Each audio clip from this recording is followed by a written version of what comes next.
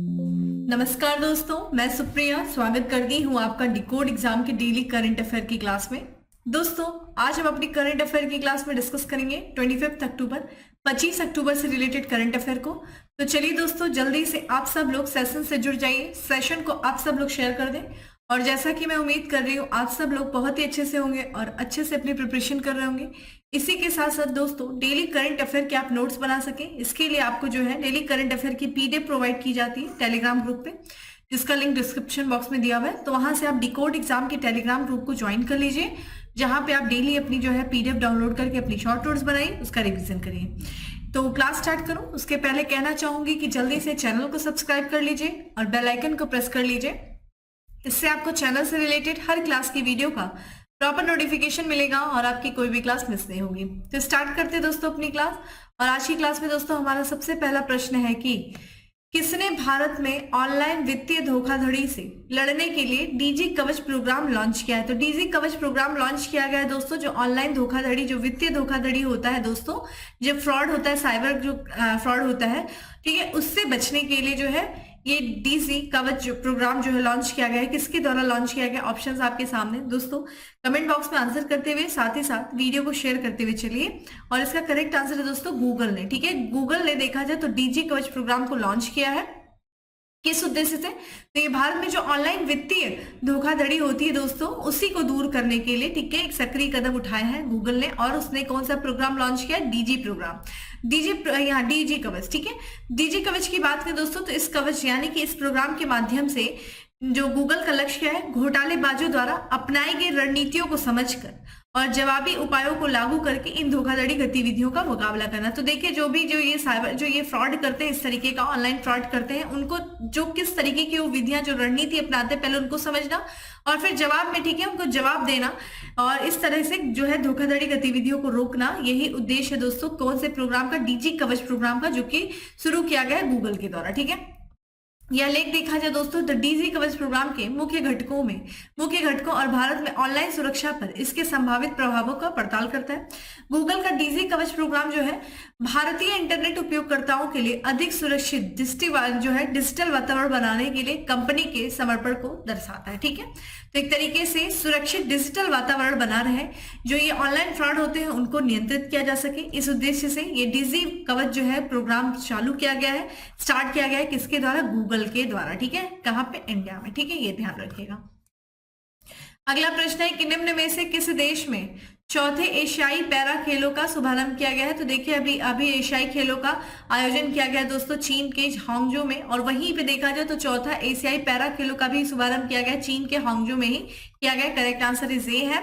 तो यहाँ पे दोस्तों बात करेंगे, चीन के हांगजो में जो है पैरा एशियन गेम्स की शुरुआत हो चुकी है। और ये ध्यान रखिएगा, फोर्थ जो है, ये कौन सा सेशन है, तो फोर्थ सेशन है, ठीक है। चौथा जो है पैरा एशियन गेम्स है, जिसकी शुरुआत चीन के हांगजो में हुई है। और यहाँ पे भारत की तरफ से 313 जो है एथलीट शामिल हो रहे हैं। और इसमें जो भारत के नेतृत्व है, जो भारत का दल है, उसका नेतृत्व जो किया जाएगा, देखिए यहाँ पे टोक्यो पैरालंपिक जो स्वर्ण पदक विजेता थी, जिनका नाम है अवनी लेखेरा, और साथ ही साथ देखा जाए तो भाला फेंक जो खिलाड़ी है सुमित अंतिम, उनके द्वारा जो है ये भारतीय दल का नेतृत्व किया जाएगा। यहाँ पे बात करें दोस्तों तो टोटल एज जो है पैरा एशियन खेलों में देखा जाए 22 खेलों को शामिल किया गया, जिसमें जो भारतीय एथलीट होंगे वो 17 खेलों में भाग लेंगे, ठीक है। पहली बार देखा जाए तो भारत के जो खिलाड़ी हैं दोस्तों, वो यहाँ पे जो है भारत रोइंग, कैनोइंग, यहाँ पे लॉन बॉल, ठीक है, ताइक्वांडो और ब्लाइंड फुटबॉल में जो है चुनौती पेश करेंगे। यानी कि यहाँ पे इन गेमों में भी पहली बार भारतीय शामिल हो रहे हैं। पैरा खेलों में देखा जाए लगभग जो है 43 देशों के लगभग 4000 एथलीट जो है, 4000 एथलीट और 500 स्वर्ण पदक स्पर्धाओं में 22 खेलों में अपना दावा जो है दमखम दिखाएंगे। तो लगभग यहाँ पे 43 कंट्री से जो है एथलीट आ रहे हैं, जो यहाँ पे अपना दमखम दिखाएंगे। तो ध्यान रखिएगा, चीन के हांगजो में जो है पैरा एशियन, ठीक है, गेम्स की शुरुआत हुई है। इसी के साथ साथ कुछ अन्य बात भी कर लेते हैं जो कि स्पोर्ट्स से रिलेटेड है। तो देखिए, अभी हाल ही में बात करते हैं दोस्तों अबू धाबी मास्टर्स का आयोजन किया गया 2023 में, बैडमिंटन, ठीक है। तो यहाँ पे भारत में जो बैडमिंटन खिलाड़ी है दोस्तों उन्नति हुडा, उन्होंने, ठीक है, सानिया इमाद फारूकी को हरा करके महिला एकल का खिताब जीता, ठीक है, अबू धाबी मास्टर्स में। यहाँ पे उनका देखा जाए तो यह दूसरा जो है बैडमिंटन वर्ल्ड फेडरेशन, ठीक है, ध्यान रखिएगा, सुपर 100 वर्ल्ड टूर खिताब था, दूसरा था, यानी कि इसके इसके पहले देखा जाए उन्नति हुडा ने पिछले साल जो कि उड़ीसा ओपन में बैडमिंटन वर्ल्ड फेडरेशन टूर्नामेंट में ये जीती थी। और ये ध्यान रखिएगा, इसको जीतने वाली ये सबसे कम उम्र की भारतीय बनी थी। और इन्होंने उस दौरान किसको हराया था दोस्तों? तो इन्होंने क्वार्टर फाइनल में सामिया इमाद फारूकी को ही हराया था। इसी के साथ साथ महिला युगल का खिताब दोस्तों किससे जीता? तो यहाँ अश्विनी बोनपा और तनिषा क्रिस्टो की जोड़ी ने देखा जाए डेनमार्क की जूली फिनेन और स्पेन और यहाँ पे जूली फिनेन स्पेन और माई सुरो को 26-1 यहाँ पे 21-16 16-21 से हरा करके ये खिताब जीत लिया। ठीक है, तो ये चीज ध्यान रखिएगा। तो यहाँ पे दोस्तों बात करते हैं, तो ये कुछ महत्वपूर्ण जो है करंट थे आपके स्पोर्ट्स से रिलेटेड, इसका ध्यान रखिएगा। इसी के साथ साथ बात करते हैं कुछ अन्य खेलों की भी कि निम्न में से किस राज्य के मुख्यमंत्री ने ठीक है मिशन महिला सारथी का शुभारंभ किया है? तो मिशन महिला सारथी का शुभारंभ जो किया गया है वो किस राज्य के मुख्यमंत्री के द्वारा किया गया है दोस्तों? तो ध्यान रखिएगा यहाँ पे, ठीक है, उत्तर प्रदेश सरकार के द्वारा किया गया। ठीक है, तो यहाँ पे जो है उत्तर प्रदेश के जो मुख्यमंत्री हैं दोस्तों यानी कि योगी आदित्यनाथ जी ने, उन्होंने महिला, ठीक है, मिशन महिला सारथी का शुभारंभ किया है। और ठीक है, और ये जो है मिशन महिला सारथी जो है ये एक तरीके से बस सेवाएं हैं जो कि महिलाओं के द्वारा संचालित की जाएंगी। ठीक है, और महिलाओं के लिए विशेषकर ये बस सेवाएं शुरू की गई, तो इसके लिए काफी परिवहन विभाग को उन्होंने बधाइयां भी दी हैं। यहाँ पे मिशन महिला जो है, यहाँ पे मुख्यमंत्री जी ने मिशन महिला सारथी, ये जो मिशन महिला सारथी इसके अंतर्गत BS6, ठीक है, यानी कि भारत स्टेज 6 मॉडल की 51 बसों को हरी झंडी दिखाया। इन बसों को जो चालक और परिचालक का जो कार्य किया जाएगा वो सब कुछ उसका संचालन महिलाओं के द्वारा किया जाएगा। और इस दौरान जो है एक लघु फिल्म का भी प्रदर्शन किया गया है। ठीक है, तो ये ध्यान रखिएगा कि मिशन महिला सारथी जो है ये उत्तर प्रदेश सरकार से संबंधित है। इसी के साथ साथ दोस्तों ध्यान रखिएगा कि असम में कनेक्टिविटी को बढ़ावा देने के लिए, ठीक है, वहां के असम के जो मुख्यमंत्री हैं हेमंत विश्व शर्मा, उन्होंने गुवाहाटी में असम के दूसरे, ध्यान रखिएगा, असम के दूसरे सबसे लंबे श्रद्धांजलि फ्लाईओवर का उद्घाटन किया। तो श्रद्धांजलि फ्लाईओवर का उद्घाटन किया गया गुवाहाटी में किया गया, जो कि असम का दूसरा सबसे लंबा, ठीक है, फ्लाईओवर है। और ये पूरे देखा जाए टोटल जो बजट लगा था इसको बनाने में दोस्तों 316 करोड़ था। और ये मात्र देखा जाए 30 यानी कि 60 दिनों में ये पूरा हो गया, मात्र 2 महीने में देखा जाए तो ये श्रद्धांजलि फ्लाईओवर जो है ये बन करके तैयार हो गया, जिसका उद्घाटन जो है असम के मुख्यमंत्री हेमंत विश्व शर्मा जी ने किया है। बात करें दोस्तों, ये जो फ्लाईओवर है ये आरजी बरुआ रोड पर, ठीक है, कॉमर्स पॉइंट को किससे जोड़ेगा? सुंदरपुर से जोड़ेगा। और ये लगभग देखा जाए कितने किलोमीटर लंबा है? तो 2.28 किलोमीटर लंबा है श्रद्धांजलि फ्लाईओवर। और ये राज्य का दूसरा सबसे लंबा फ्लाईओवर माना जाता है। ठीक है, ये ध्यान रखिएगा कितना किलोमीटर है? 2.28। ठीक है, ये कुछ अन्य तथ्य थे जो कि हाल फिलहाल में चर्चा में थे। चलिए अगले प्रश्न की तरफ बात बढ़ते हैं दोस्तों, जो कि दिवस से संबंधित है। बहुत इंपॉर्टेंट दिवस है दोस्तों। किस यहाँ पे हाल ही में कब संयुक्त राष्ट्र दिवस मनाया गया? तो यूनाइटेड नेशन डे कब सेलिब्रेट करते हैं दोस्तों? तो देखिए 24 अक्टूबर को, यानी कि 24 अक्टूबर को हमने संयुक्त राष्ट्र दिवस मनाया है। तो हर साल देखा जाए दोस्तों जो है 24 अक्टूबर को संयुक्त राष्ट्र दिवस मनाया जाता है। और इस दिवस को मनाया जाना जो है चिन्हित किया जाता है किस लिए? तो देखा जाए यहाँ पे 24 अक्टूबर 1945 को दोस्तों संयुक्त राष्ट्र का यानी कि यूनाइटेड नेशन का निर्माण हुआ था। और इसी दिन को चिन्हित करने के लिए हर साल जो है 24 अक्टूबर को संयुक्त राष्ट्र दिवस मनाया जाता है। इस दिवस को देखा जाए तो सबसे पहले यहाँ पे 1948 में जो है संयुक्त राष्ट्र दिवस के रूप में मनाया गया था पहली बार। और यहाँ पे जो है संयुक्त राष्ट्र पर क्या क्या जिम्मेदारी है, संयुक्त राष्ट्र करता क्या है? तो सबसे पहले तो ये जो देश है, देशों के बीच में मैत्रीपूर्ण संबंध विकसित करने का कार्य करता है। और साथ ही साथ अंतरराष्ट्रीय सहयोग प्राप्त करने और राष्ट्रों के लिए समन्वय का केंद्र होने की पूरी जिम्मेदारी जो है संयुक्त राष्ट्र निभाता है। संयुक्त राष्ट्र की बात करें दोस्तों तो ये जो है संयुक्त राज्य अमेरिका के राष्ट्रपति थे जिनका नाम है फ्रैंकलिन डी रूजवेल्ट। उन्होंने ही जो है ये नाम गढ़ा था संयुक्त राष्ट्र। जो नाम की गणना की गई थी ये पूर्व प्रधानमंत्री थे, ठीक है, उस समय जो है संयुक्त राज्य अमेरिका के, जिनका नाम था फ्रैंकलिन डी रूजवेल्ट। उन्होंने ही ये यूनाइटेड नेशन वर्ल्ड जो है नाम को गढ़ा था। और इसका पहली बार जो प्रयोग किया गया था वो दूसरे जो सेकेंड वर्ल्ड वॉर हो रहा था, जो द्वितीय विश्व युद्ध हो रहा था, उसके दौरान किया गया था। 1 जनवरी 1942 को किया गया था। ठीक है, वर्तमान में अगर देखा जाए संयुक्त राष्ट्र के महासचिव कौन है दोस्तों, तो एंटोनियो गुटरेस जो है वो वर्तमान में संयुक्त राष्ट्र के महासचिव हैं। और आप मुझे कमेंट बॉक्स में बताइए कि ये किस देश से संबंधित है, ठीक है, किस देश से ये संबंधित है, आप मुझे कमेंट बॉक्स में आंसर करिए। तो हमने क्या देखा, 24 अक्टूबर को दोस्तों यहाँ पे संयुक्त राष्ट्र दिवस मनाया जाता है। कुछ और भी दिवस की बात कर लेते हैं दोस्तों। यहाँ पे 21 अक्टूबर को अभी हाल ही में भारत में जो है विश्व स्मृति, ठीक है, पुलिस स्मृति, माफ करिएगा, पुलिस स्मृति दिवस यानी कि पुलिस दिवस मनाया गया है, पुलिस स्मृति दिवस। और ये जो दिवस है ये उन बहादुर पुलिस कर्मियों को याद करने और सम्मान कर देने के लिए मनाया जाता है जिन्होंने कर्तव्य की पंक्ति में अपने प्राण को न्यौछावर कर दिया है, उनके लिए ये दिवस मनाया जाता है। इसी के साथ साथ देखा जाए दोस्तों कि 22 अक्टूबर को अंतरराष्ट्रीय हकलाना जागरूकता दिवस मनाया जाता है। स्टिम्बरिंग जो करते हैं दोस्तों, जिसको हकलाना कहते हैं, जैसे बहुत से लोग हकला के जैसे बोलते हैं, उनको समस्या होती है तो जनरली लोग उनको मजाक बना देते हैं। तो एक तरीके से कभी कभी ये बहुत ही एक तरीके से बहुत ऑकवर्ड सिचुएशन होती है उनके लिए, लेकिन इसी के प्रति लोगों को जागरूक करने के लिए, भाई जागरूक करने के लिए कि ये एक समस्या है, ये एक बीमारी है दोस्तों, तो जिससे कि लोग कई लोग ग्रसित होते हैं। तो इसी के प्रति लोगों को जो है हकलाहट के प्रति जागरूक करने के लिए हर साल जो है 22 अक्टूबर को अंतरराष्ट्रीय हकलाना जागरूकता दिवस मनाया जाता है। और अगर दुनिया भर में देखा जाए तो 1.5 लोग जो है वो हकलाहट का शिकार है। और इस वर्ष की थीम देखा जाए कि अंतरराष्ट्रीय हकलाना जागरूकता दिवस की थीम क्या है, one size does not fit all, ठीक है, ये इस साल की थीम है। तो ये कुछ अन्य महत्वपूर्ण दिवस थे आपके एग्जाम के लिए।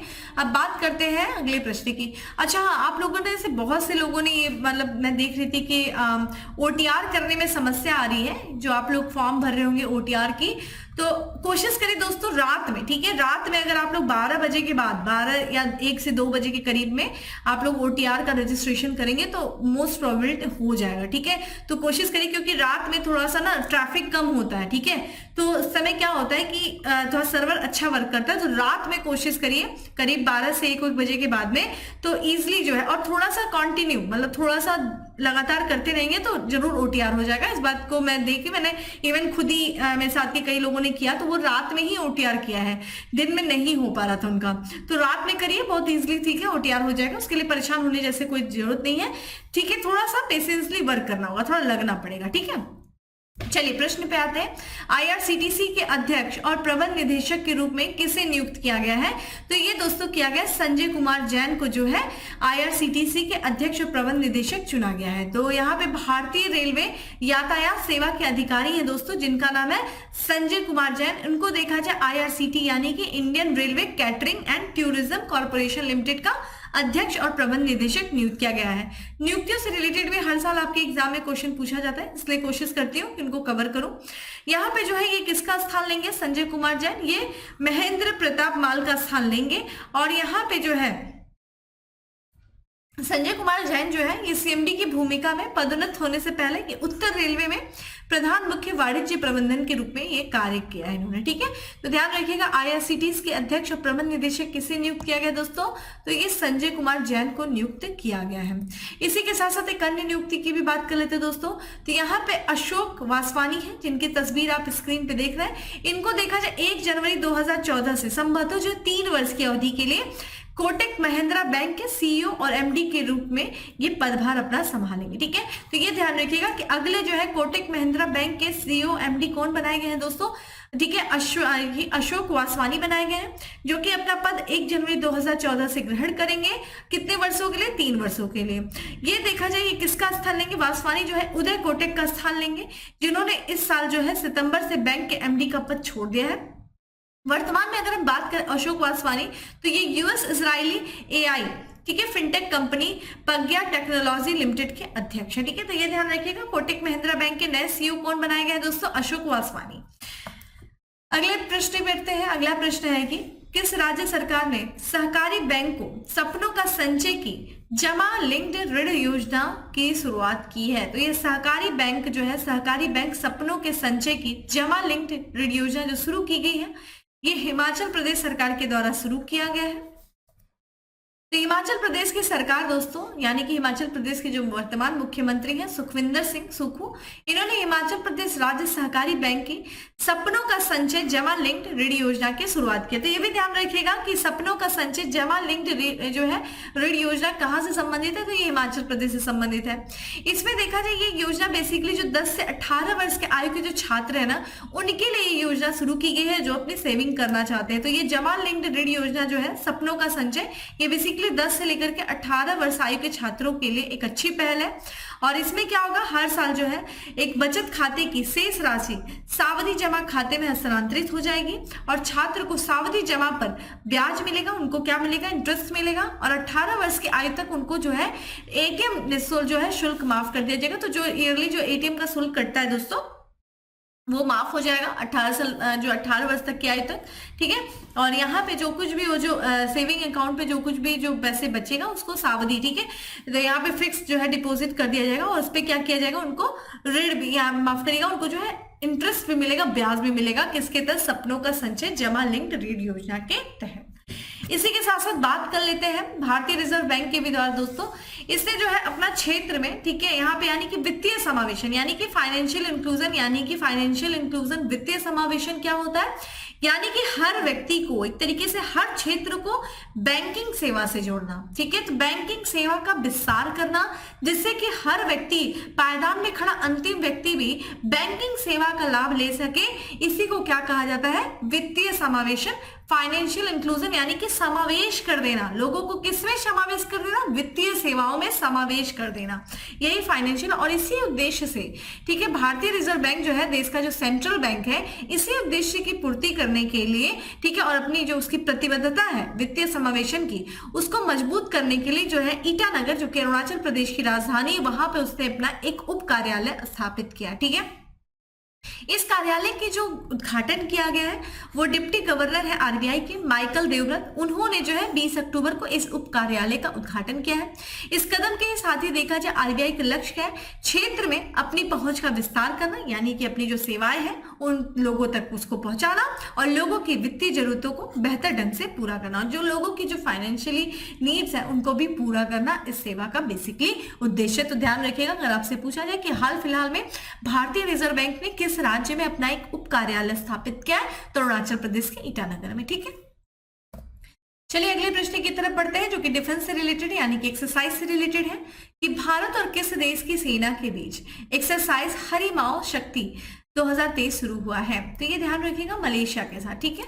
तो यहाँ पे जो है भारतीय और मलेशियाई जो सेना है उनके बीच में एक संयुक्त द्विपक्षीय प्रशिक्षण अभ्यास जिसका नाम है एक्सरसाइज हरिमाओ शक्ति, इसका जो है आयोजन शुरू हुआ है। और ये कहाँ पे हो रहा है इस वर्ष का, तो ये मेघालय के उमरोई छावनी में इसका जो है आयोजन किया जा रहा है, ठीक है। तो ध्यान रखिएगा, एक्सरसाइज हरिमाओ शक्ति भारत और मलेशिया के बीच में होता है, ठीक है। और इस साल का जो 2023 का आयोजन हो रहा है ये मेघालय के उमरोई में किया गया है।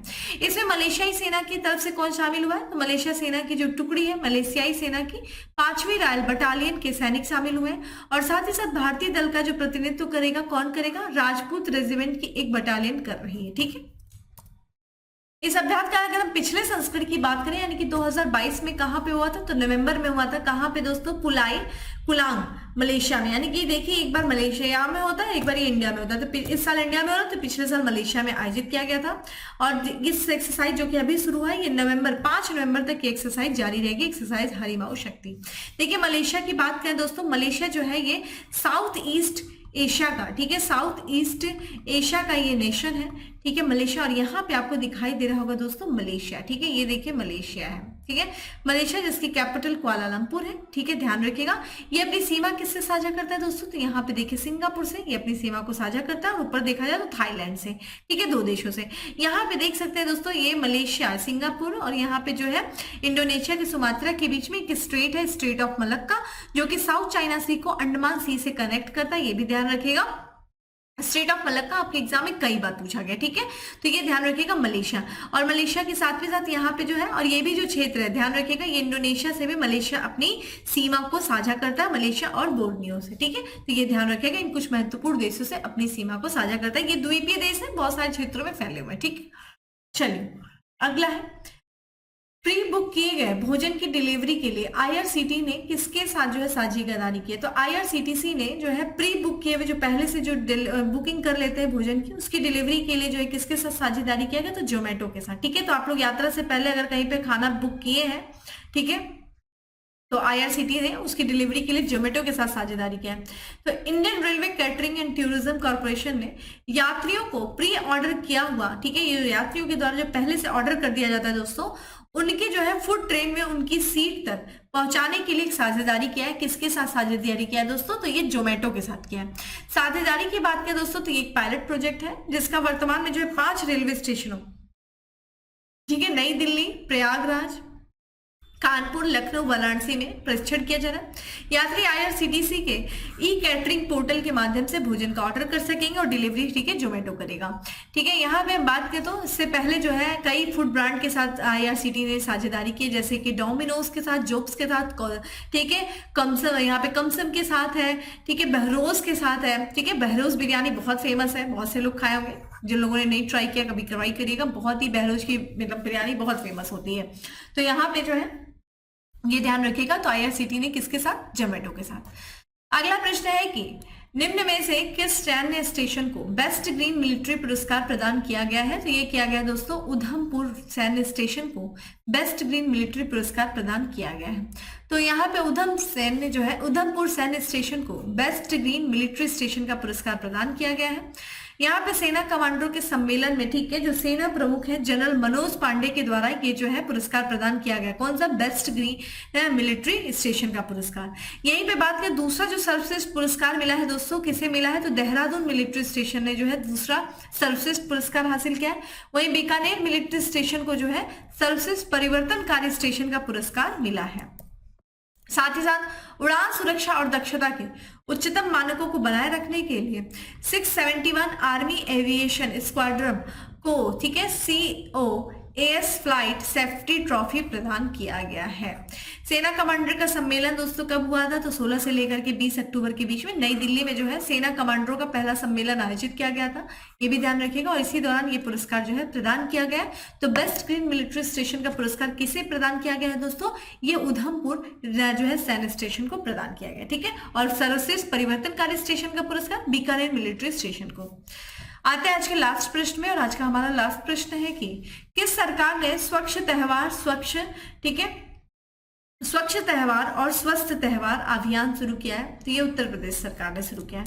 तो यहाँ पे उत्तर प्रदेश सरकार ने, जैसा कि जितने भी अभी आने वाले जो त्योहार हैं उन सबको ध्यान में रखते हुए जितने भी मंदिर वाले क्षेत्र हैं, जो उसके आसपास के क्षेत्र हैं, विशेष रूप से जो है वहां पे स्वच्छता अभियान चलाया है। और इसी तरह देखा जाए तो स्वच्छ त्योहार और स्वस्थ त्योहार भी स्वच्छ होना चाहिए और आप भी स्वस्थ रहे, इस अभियान की शुरुआत की है उत्तर प्रदेश सरकार ने। यहाँ पे उत्तर प्रदेश सरकार जो है उत्तर प्रदेश नगर निगम और ऊर्जा विकास ने प्रदेश के सभी नगर निकायों में साफ सफाई के लिए, ठीक है, cleanness is next to guidelines का जो है मूल मंत्र देते हुए ये जो नवरात्रि का त्योहार चल रहा है, दशहरा, दीपावली जैसे जो त्योहार है उनको स्वच्छ त्योहार और स्वस्थ त्योहार के रूप में मानने का संदेश जो है दिया है। तो ध्यान रखिएगा, स्वच्छ त्योहार और स्वस्थ त्योहार जो एक तरीके से अभियान चलाया गया उत्तर प्रदेश सरकार के द्वारा चलाया गया। और साथ ही साथ आप सभी लोगों को दोस्तों दशहरे की हार्दिक शुभकामनाएं। माता रानी आप लोग की कृपा बनाए रखे। चलिए इसी के साथ साथ आज हम लास्ट जो है फैक्ट्स की तरफ चलते हैं, यानी कि फैक्ट्स ऑफ द डे की तरफ चलते हैं। और आज का हमारा सबसे पहला फैक्ट है कि भारतीय शतरंज खिलाड़ी शास्त्रीय शतरंज, ठीक है, शतरंज में मैग्नस कार्लसन, ठीक है, कार्लसन को हराने वाले तीसरे खिलाड़ी बन गए हैं। तो ये कौन बन गए? कार्तिकेय मुरली। अब आप मुझे बताइए, चूंकि ये तीसरे खिलाड़ी बने तो दो अन्य खिलाड़ी कौन से थे जिन्होंने मैग्नेशन, ठीक है, यहाँ पे मैग्नस कार्लसन को हराया था। उत्तर प्रदेश में पशु चिकित्सा विज्ञान विश्वविद्यालय का निर्माण प्रारंभ होगा। कहाँ पे किया जा रहा है दोस्तों? तो पशु चिकित्सा विज्ञान महाविद्यालय का निर्माण गोरखपुर में। ABBFIA फार्मूला ई वर्ल्ड चैंपियनशिप के सीजन 10 में मेजबान शहर के रूप में पुष्टि की गई। किसकी की गई? हैदराबाद और संघाई की गई, ठीक है। और फायरबोल्ट ने अपना ब्रांड एम्बेसडर बनाया, किसे बनाया? विजय ठीक है, देवराकोंड को। और आज का लास्ट है हमारा कि उत्तर प्रदेश के पहले मिशन शक्ति कैफे का उद्घाटन किया गया। कहाँ पे? गोंडा जिले में किया गया। मोस्ट इंपॉर्टेंट, स्टार्ट कर लीजिएगा। तो दोस्तों ये था आज का हमारा करंट अफेयर। उम्मीद करती हूँ आपको अच्छा लगा होगा। अच्छा लगा है तो लाइक कर दीजिएगा, ज्यादा से ज्यादा लोग को शेयर कर दीजिएगा। चलिए फिर मिलते हैं अगले जो है सेशन में। तब तक के लिए bye, have a good day, stay safe and stay happy.